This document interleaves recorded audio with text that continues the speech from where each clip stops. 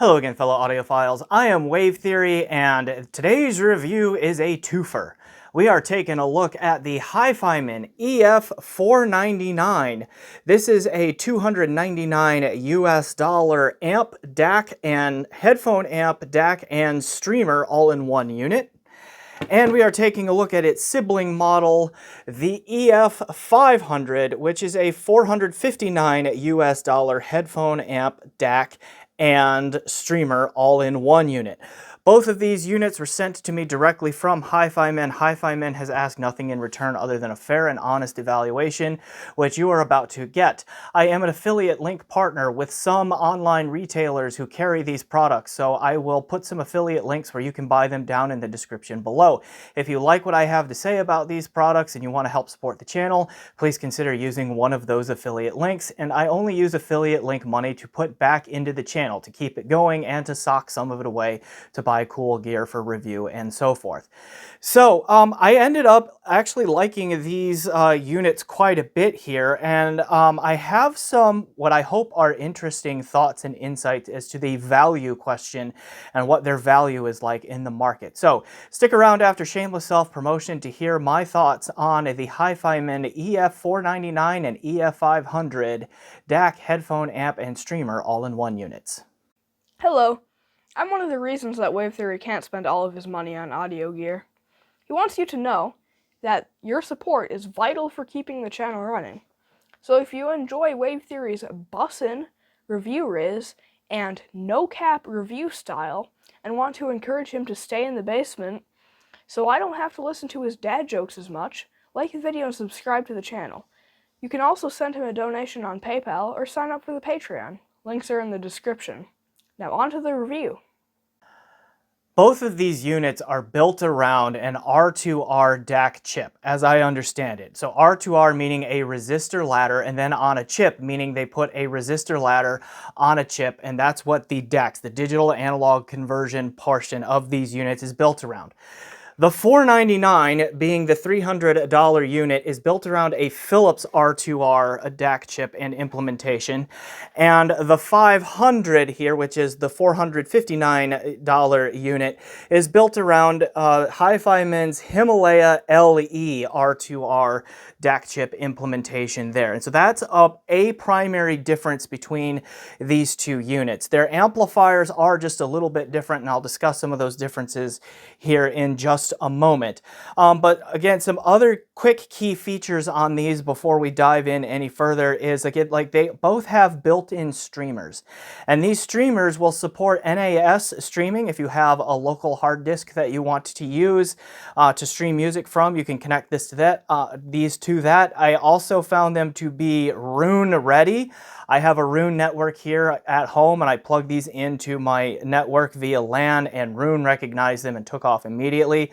Likewise, UPnP or DLNA, I opened up Ottervana as well, which uses the DLNA protocol, and that app recognized both units right away as a UPnP device and streamed to them no problem. So like those are some compatibility questions there with the streamers. The DACs, both of them are spec'd to decode, and I found this to be true in practice. They can decode PCM files up to 24-bit, 192 kilohertz. I've no DSD that I can tell, and no MQA either. All right. I also want to mention quick my thoughts on reviewing all-in-ones, okay? And all-in-one can mean a variety of things, but anytime you start combining functionality into a single unit, so if you put an amp and a DAC together, or in this case, these cases, an amp, a DAC, and a streamer, okay? Anytime you start putting together multiple functions like that, you're creating an all-in-one unit. And I've said this before, but in case you have not heard, my philosophy on all-in-ones is that if I can assemble a separates stack that sounds just as good or better and has all of the functionality for the same price as an all-in-one unit, then the all-in-one unit is too expensive and the price needs to be lowered. So that is the curve that I grade all-in-ones on. So keep that in mind as we go through this review. And just to like really quick whet your appetite, where do these HiFiMans fall on that question? It's a mixed bag, honestly. I think some of it is going to depend on where you live, and then of course to a degree that is higher than some other all-in-ones, arguably. Also like what your needs are and what you're looking for, and also what headphone you are looking to drive. Okay, so we'll unpack all of that as the review progresses. Other things to look forward to in this review is I will compare the sonic performance of these two units to each other as the review progresses, but also to some other separates and all-in-ones. Coming to mind are like the Schiit Magni Unity and then the stack of the Schiit Modius E DAC and Midgard amplifier. I think really kind of helped me place the sonic performance of these two units in the market there at their respective prices. So comparison to those are going to be in this video. What's not going to be in this video is a comparison of these two units to their fellow HiFiMan DAC amps all-in-ones, the EF400, the EF600, and then HiFiMan's they bought out the company Golden Wave and they made the Serenade, also DAC amp and streamer. I'm not going to do a comparison of these two units in this video because we're talking about 5 units there in the $300 to $1,000 price range. So what I will do is create a separate video, hopefully releasing within the very near future, that does a deeper dive into HiFiMan's now entire line of under $1,000 US amp DAC and sometimes streamer all-in-one units, and talk about like how they compare to each other and what my thoughts are on which unit is for which user and why, okay, in a separate video coming up in the near future. Okay, with that, we'll go ahead and we'll cut to a unit tour of these two units, and then we'll come back on the other side and we'll talk about test gear and sound and all of that. So here we go. Unit tour is going to be pretty easy because the two units look almost identical except for the colorway. Okay, the 499, in my opinion, is the more visually striking unit with the black background here and the copper or bronze colored accents on it. And also like the lettering of the settings and all of this here are easier to read than the dark gray on the silver background here of the EF500. So that's one difference between the two. Though one of the drawbacks of the 499 is you basically get glass on a black background here, so it's highly reflective and you can smudge it and fingerprint it up a lot, so you're probably going to want to keep your microfiber cloth handy to keep that clean. Other than that though, the front panels are basically identical. HiFiMan branding at the top, and then we see 4 options here. We've got LED lights across the top here where there is high gain and low gain settings for both oversampling and non-oversampling modes that you just switch through using these knobs here. Nice clicky feel to them. Okay, basically identical. That's how you select those. Then we have the volume knob attached to the potentiometer, okay, here on both units. On both units, I found the volume knob to be less splashy than the EF400, which is, you know, a 2-year-old unit now. And also, I did not observe any low-level channel imbalance on these. So that has been an improvement over especially the EF400 in these two units here. Then both of them have a 6.35 millimeter / 1/4-inch single-ended headphone output, and then 4-pin balanced XLR headphone outputs. You are going to want to use the balanced output on these because this one, the 499, is rated at, I believe it's 4.35 watts per channel from the balanced output and something like 1.28 or 1.32 watts per channel from the single-ended output. So there's a definite advantage here to the balanced, and there's a similar disparity here where this one, the 500, is like 4.5 watts per channel from the balanced headphone output at 32 ohms. And the single-ended output is like, that one might be the 1.32 watt per channel, where this one was 1.28, something like that. Okay, so you'll want to use those balanced outputs for sure. All right, let me turn these around and we'll look at the back panel. The back panels of these things are basically identical, and maybe not even basically, they just are identical as far as I can tell. So on both units here, power input, master power switch. So yes, the power switch is on the back.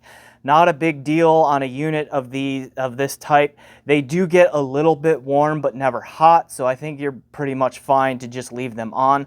Also, because of the R2R nature of their DACs, you probably want to keep them warmed up because they do require not a lot, but usually, 3 to 5 minutes of good warm-up time before they start to settle in and sound right.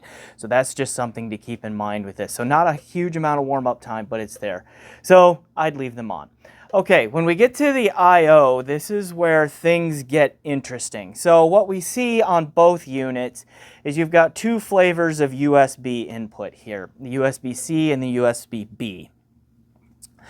Much like the EF400 was, that is a single USB input that you have to choose whether you're going to use Type C or Type B. So you do not get two USB inputs. Pick the flavor you want to use. It's just you have both options there for convenience. Then each unit you see has an RJ45 port labeled net. So yes, those are Ethernet ports because these are streamers in there, and so you can connect your wired LAN, okay, to those. And then they each have an SPDIF coaxial, RCA coaxial style input on there as well. What's going on with all of this? Because we have these switches here on both units, okay, where you switch between coaxial and then net plus USB here on the bottom. So even though there are 4 input connectors, okay, on the back of each unit here, there's functionally only 2 inputs. And this is an important thing that potential buyers need to be aware of. When these switches are in the down position here, the units will accept either USB or the LAN, the network input, not both at the same time. There is no way to switch between those two. If you plug a USB cable into either unit, it will deactivate the LAN input. So if you want to use these as a streamer, you have to leave USB unplugged, which again means that when these switches are down, you have to choose between USB or LAN. You cannot use both. All right, at least not without manually disconnecting the USB cable. Okay, then if you put the switch up, you can use the coax input, and that's it. All right, so basically that means you can have 2 inputs, all right, at any time here that you can switch between. So while you have 4 connection options, 2 inputs. Does that make sense? I hope that makes sense. So that's just a thing that you'll need to be aware of. I have mixed feelings about including a coax SPDIF input, at least here in the United States. I've been told that in Asian countries it might be a little bit different. I would think that at these prices of, $300 and $460 US, that we might have gotten more mileage out of having Toslink fiber optic SPDIF inputs here, because I think more computer motherboards, more televisions, and just more, budget-minded audio devices tend to have optical connections on them more so than coax, okay, down around this price. Now, again, I've been told by some friends that that may be different in other places of the world, like in Asia. I mean, these are Chinese units, so that might be why they did that, but here in the United States, I would have liked to seen fiber optic. Okay, and then up here on each unit, we have a full complement of line outs of balanced XLR and then single-ended RCA. And again, these are balanced units, so their balanced outputs are going to outperform their single-ended outputs to a noticeable degree. Excuse me. And these are line outs, not pre-outs. Okay, so whatever you connect them to, you're going to want to have an independent volume control. All right, those are the back panels. Let me turn them around again and make a couple more comments about build. Overall, these seem to be pretty well-built units. As I mentioned, the feel of the volume knob and then also just like the lack of channel imbalance at low levels on these potentiometers is an improvement over the EF400. These units are surprisingly heavy though, like they have a fair amount of heft to them. And they are not identical in their builds. Again, the amplifier in the 500 is rated at just a little bit more output power than in the 499. Okay, and then also I put these on my little postal scale to see how much that it said that they weighed. And the 500 was just a tick over 8 pounds using the English system here. And then the 499 was about 7.2 pounds. So there's about 0.8 of a pound difference in weight between these two, with the 500 being the slightly heavier one. But other than that, like, you know, we've got this aluminum case on either unit here. We've got this front panel that, you know, is nice looking on either. I prefer the look of the 499, but I mean, there's no denying that they're both fairly good looking units. And then they've got that heft. I mean, everything about them seems fairly well built and so forth. And using them is pretty straightforward. Catching a lot of light reflection there, sorry. Okay, using them is pretty straightforward, easy to use. It's just a bummer that they didn't put, you know, a multi-position switch on it so you could switch between USB, net, and coaxial all at the same time. But that is how it is. All right, let's go ahead and change vantage points and get back to me on camera talking about other things. All right, let's talk test gear, so the gear that I use to listen to these. Then we'll talk about the usability of the streamers, not necessarily the sound quality of the streamers, which is fine, okay, but just like what it's like to actually set them up and use them. And then we'll go back to the view that I just had there where we were focusing on the front panels of these, and I will talk sound. We'll bring in those pieces of shit to do the comparisons and so forth, and then I'll come back on camera after that and we'll talk about the value question.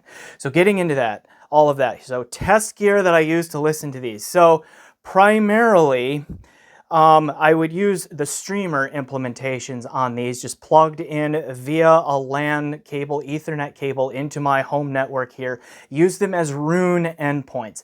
That was just for listening testing. I don't know that very many people out there will use these as Roon endpoints just given their price, but because I'm a Roon user and that makes my life easier as a reviewer, that's what I use. Although I did mention that I also checked the compatibility using Audirvana, which is I think about $75 US for a lifetime license. At least it was when I bought it a few years ago. I don't know what it is now, but a relatively affordable piece of dedicated high-end like audio software for listening through a computer.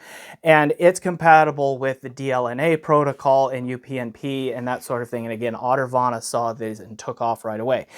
In either case, whether it was Roon or it was Audirvana, or at times when I would connect these direct USB to my Microsoft Surface Pro 4 laptop/tablet, which is a Windows 10 device.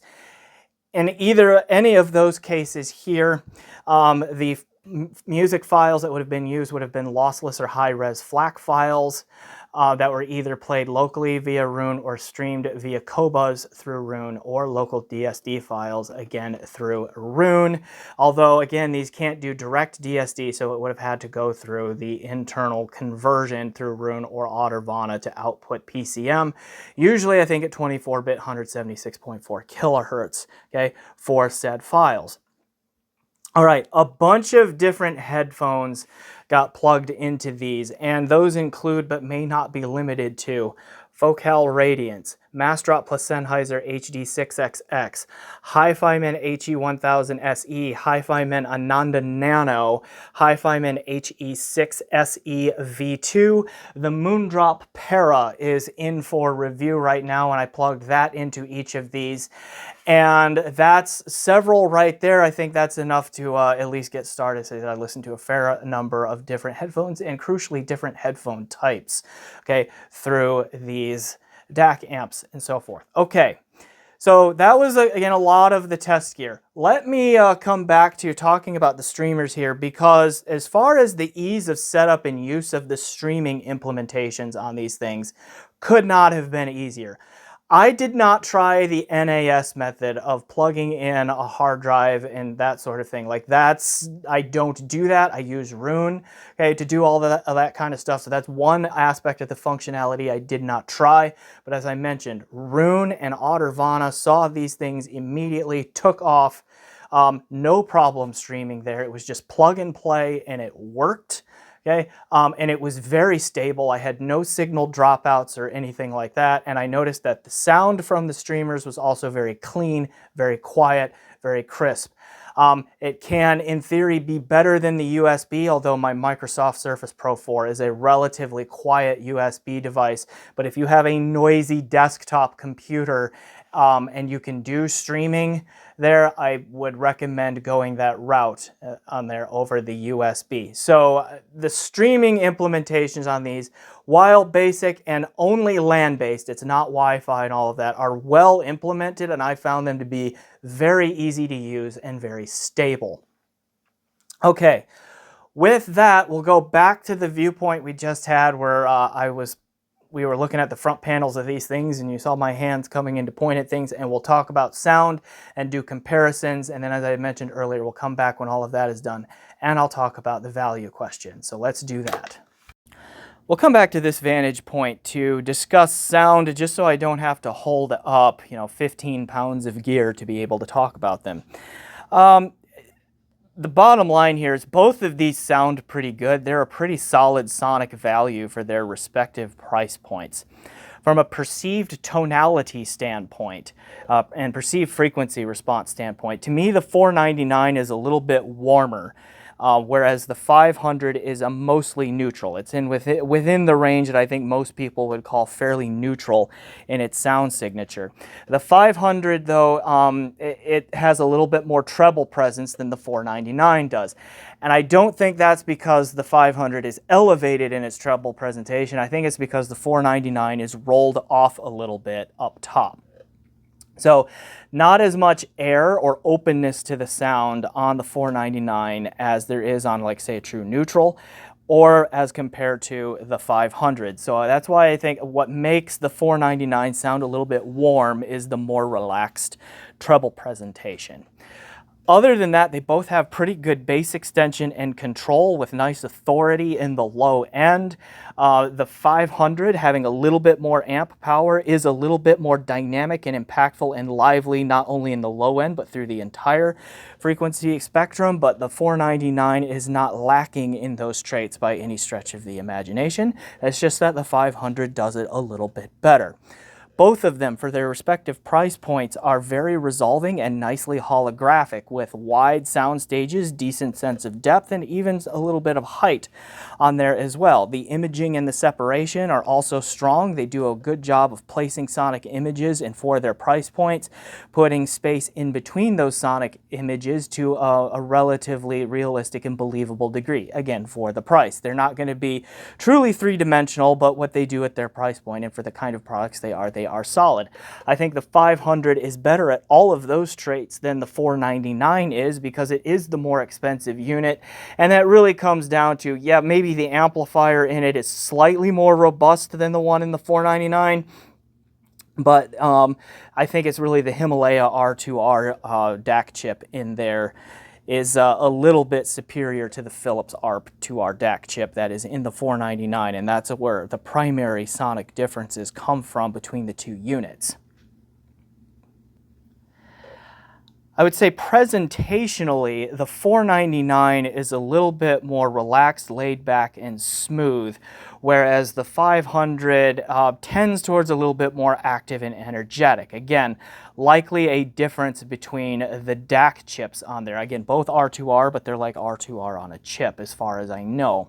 So and I think one of the reasons that the 499 sounds a little bit more laid back is, one, that treble roll off, but it's also just not quite as dynamic and all of that. And there are times when I thought the 499 might actually sound just a little bit over smoothed. Like, it's just a little bit too smooth, a little bit too dull sometimes for my tastes with some headphones. Not every headphone, but it does happen.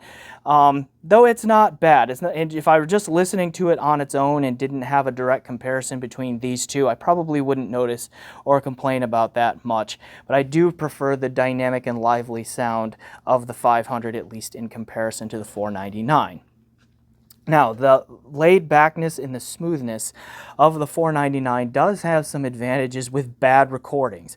One that comes to mind is a song that I really like, but the mixing and the mastering and the recording of it are awful, and that is Shadows of the Night by Pat Benatar. You've probably heard me complain about that track on this channel before, but it just stands out as such a stark example of a great song that is poorly recorded, but also like on a lot of gear, that track is just really harsh and glaring and fatiguing.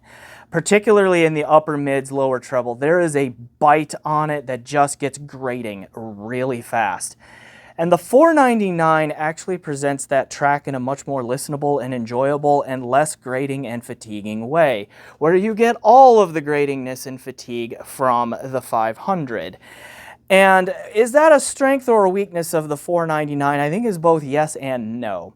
One of the reasons that that track becomes more listenable is that it is not as resolving as the 500 is, and it has the more relaxed presentation. And that is one case, a track like that is one case where that kind of sound has an advantage. But the 500 is being more truthful. That track is poorly recorded. It is harsh and fatiguing, and the 500 does a better job of presenting that nature to the listener.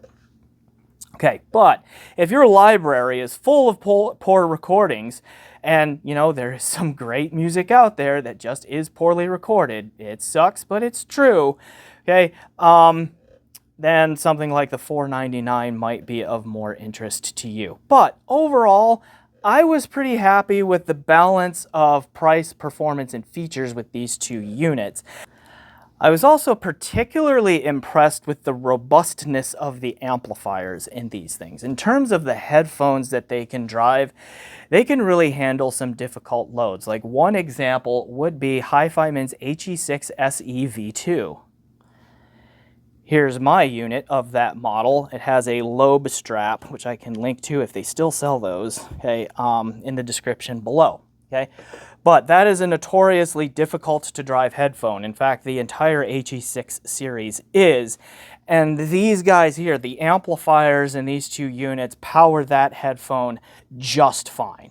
Okay, it sounds like it's supposed to sound as far as I can tell on these units. Good, robust, punchy bass, clean, smooth, non-fatiguing, non-sibilant treble. Okay, good. So a lot of power output here.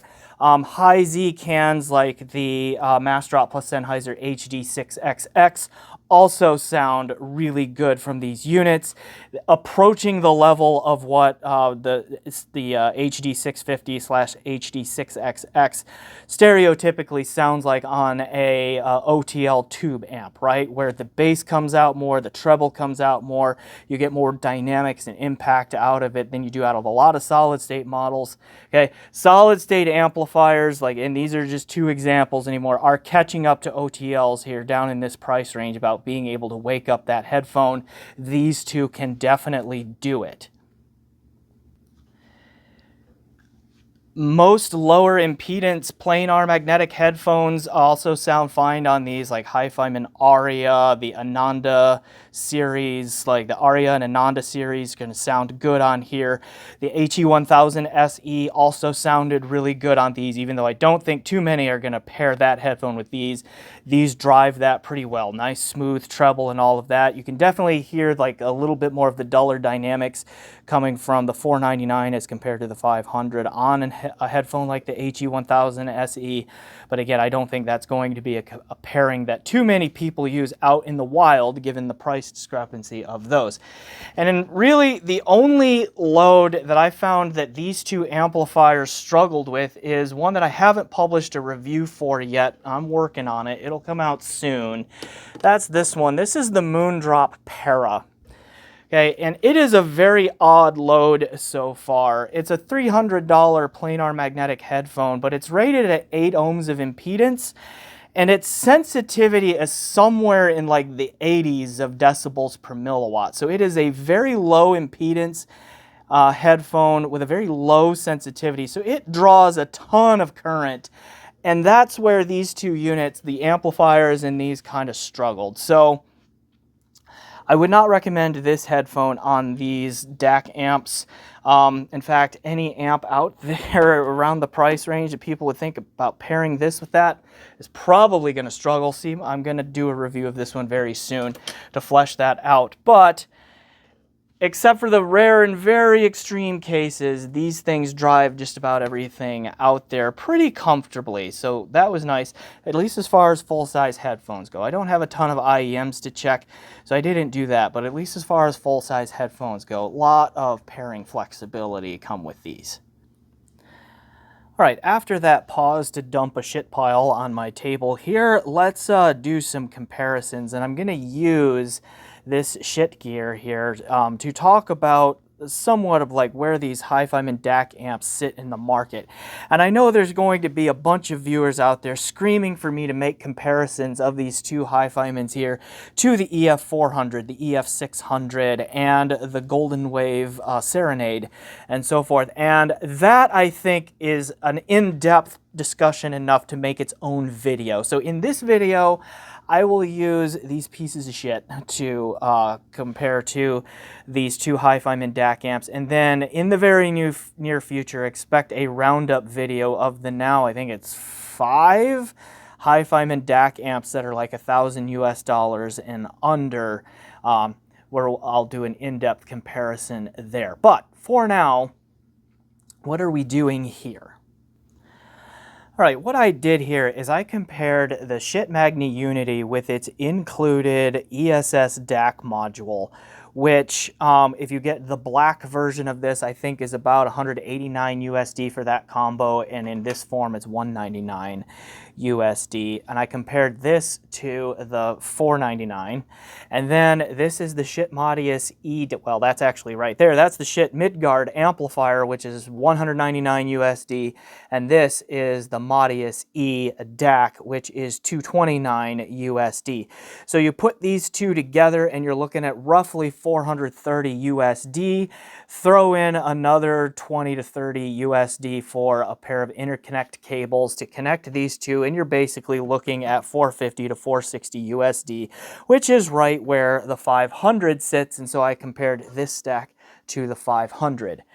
What did I find in each case? To my ears, I did prefer the sound of the Schiit gear. I thought in both cases that comparatively, the sound stages of the Schiits were just a little bit bigger and more holographic. Now, I should reiterate, soundstage size is not a measure of technically better or worse. That's just a preference thing, but what is done within the sound field in terms of the accuracy of the imaging, the separation, the layering, etc., that is a mark of technical proficiency. And I thought that the Schiits did just a little bit better in both cases of direct comparison with that part of the spatial presentations, a little bit better imaging, separation, depth, and layering, those sorts of things. I think the Schiits are also a little bit more resolving than the comparative things with the HiFiMans here.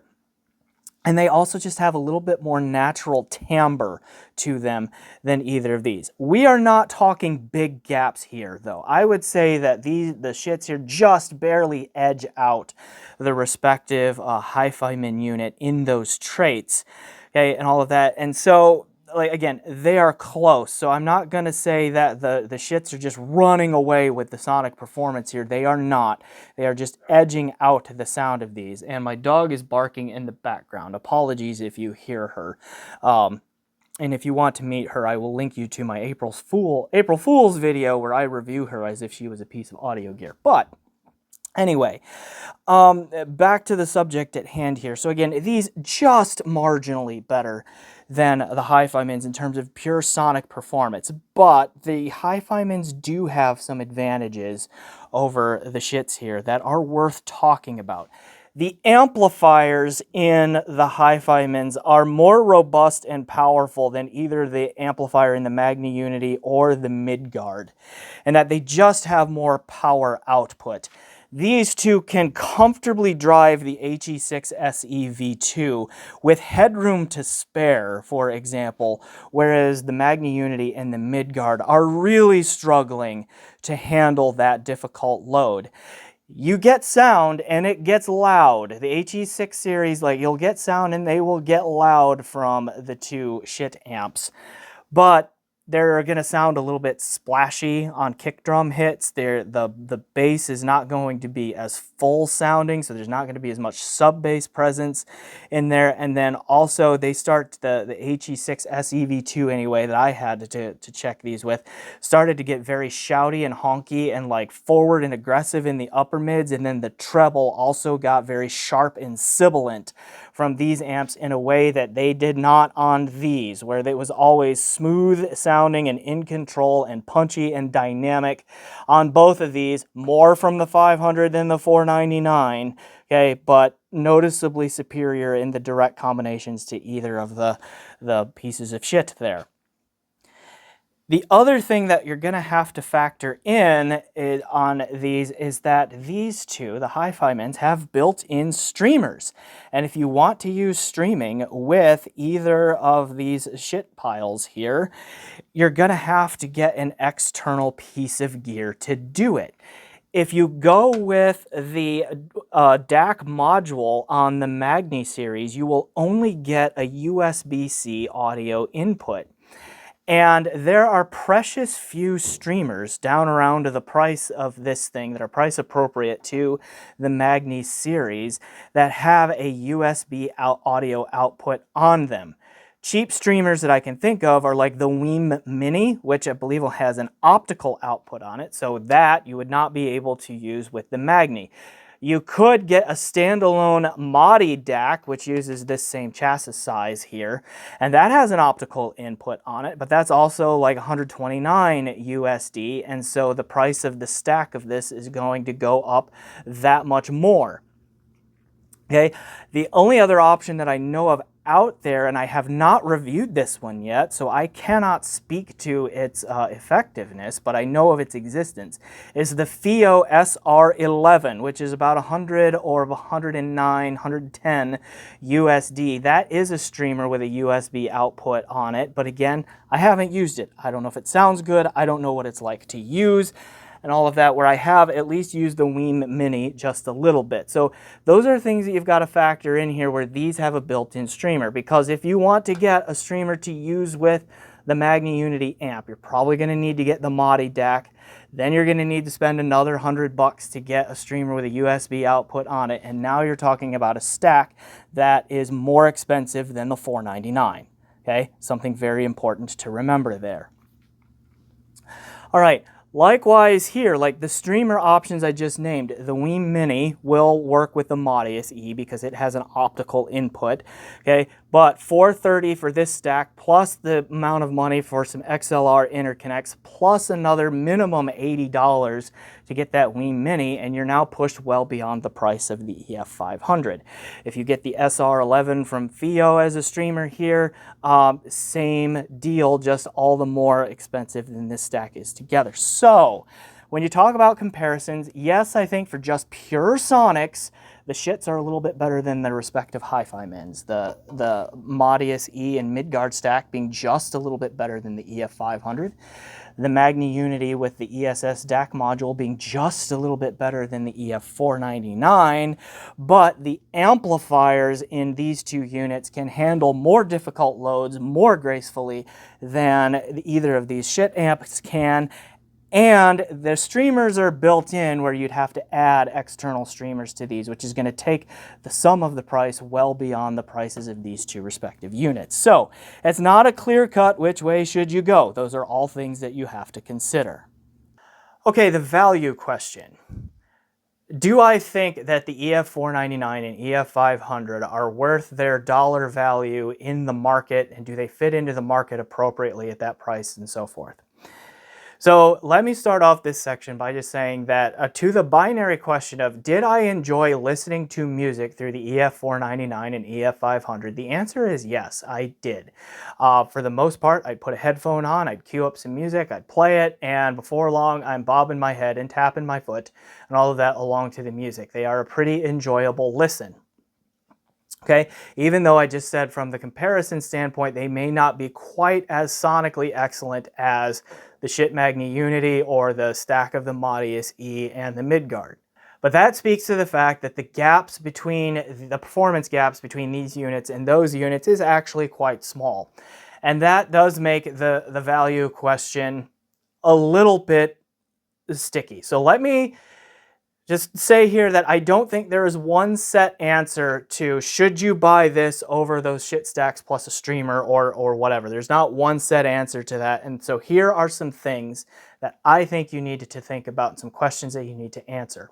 The first one is fairly easy, and that is, do you live in the United States or do you not? Because outside of the United States, in a great many places, gear from Schiit is more expensive, okay? Whether it be tariffs or just higher prices to begin with. Schiit's international distribution has traditionally lived up to their company name, and they are just harder to obtain and generally more expensive.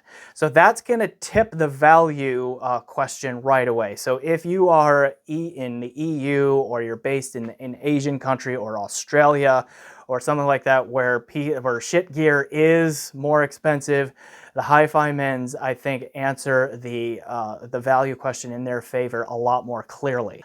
All right, but that said, and here in the United States where the pricing is a little bit more balanced out, the presence and the quality of the streamers, both from a sonic standpoint and from an ease of use standpoint in these two units, is pretty high. And as I mentioned as I was doing the comparison to the Schiit gear, even if it's from gear that's not made by Schiit, like I can't name a combination of a separate stack of amp, DAC, and streamer that is going to meaningfully either equal or outperform these two units at equal prices, either 300 USD here or 460 USD here, right? Like I've been thinking about what that could be, and I don't know that it exists. And then even with that, like I mentioned the Weem Mini streamer when I did the comparison in here with the Schiit gear. The Weem Mini is a fine little unit for what it is, but like it doesn't really do Rune, and if my memory, does it do DLNA? I can't remember. That one felt a little bit more complicated, but where Weem was the strongest, the Mini anyway, was the strongest when I played around with one, is that it works really well as an endpoint for streaming service apps like the Spotify app, the Qobuz app, the Tidal app, etc. Either through Weem's built-in app where you can log into your Tidal or Spotify or Tidal or Qobuz accounts through that and all that, or like use Spotify Connect or whatever. Like the Weem Mini, that's where it was strongest and easiest to use, is as an endpoint for those streaming services, but just those streaming services. It was less user-friendly if you have a lot of local music, to my memory, on that. So that's something you need to consider. The HiFiMans here are the streaming implementation is a lot more friendly to local music if you have it. Okay, and you do not just rely on streaming. So that's something that you need to consider as well here with the streamer. And again, these streamers don't do Wi-Fi. The HiFiMans don't. Okay, the Weem Mini does, for example, and I think the FiiO SR11 does, but again, I haven't had that unit in, so I can't comment on it other than to know that it exists as an option out there. Okay, so to me, that muddies the value question, because you got to think about what your listening habits are like and what streaming implementation is going to match to that better. And then you've got to figure out, well, is it the streamer in here? And if not, then if you're not going to use the streaming functionality on these HiFiMans, then other separate stacks including the Schiits that I showed you earlier, but some from other manufacturers too, might arguably become a better sonic value then as well. So the value of these two HiFiMans, I think, really is at its best when you include the streaming functionality in there. So those are all things to think about on that. And then finally on this question, what headphone are you driving? For most headphones, this Para, the Moondrop Para, being a weird one that I think most people are going to struggle to find an amp price appropriate to that headphone to drive it well, okay? Because these don't, and neither did the Schiits, okay? But what headphone are you driving? If you're one of those who picked up like one of those HE6SE V2 headphones when Adorama had that deal where they were down like, what, $400 once upon a time? If you're one of those people that has one of those headphones and you've been looking for something that can drive it and you're just not really happy with whatever you have, the amplifiers in these two HiFiMan units are more than capable of pushing that headphone and pushing it well, okay? So that could be a consideration. So as to the value question, the last thing I'll say there is like, are you driving a particularly hard to drive headphone? If you are, then the amps in these could tip the scales in their favor. So to me, no clear-cut answers there on those value questions, but it is a lot of it depends. In some situations, I can definitely recommend these. In other situations, maybe you want to look at getting a Schiit stack with an inexpensive streamer if you want the streaming and all of that. So those are my thoughts, okay, on that. On these and where they fit in the market and where you need to, what kind of questions you need to answer to figure out their value to you. But I come back to these are very well built, easy to use units. They sound pretty good. Their amplifiers are very capable of driving some pretty difficult headphone loads, okay, which is not something that is super common at these price points here. So that's definitely a strength of these here, is like just the robustness and power drive that their amplifiers have. All right, and again, they sound pretty good, and I did enjoy listening to music through them. So I will go ahead and leave my review there. So I am Wave Theory. This has been my review of the HiFiMan EF499 and EF500 all-in-one DAC headphone amp and streamer units. Please remember to like, subscribe, and leave a comment down below if you have not already. Please check out my PayPal and my Patreon, and generally do those things you do to support YouTube channels. Thanks again for watching, and as always, enjoy the music.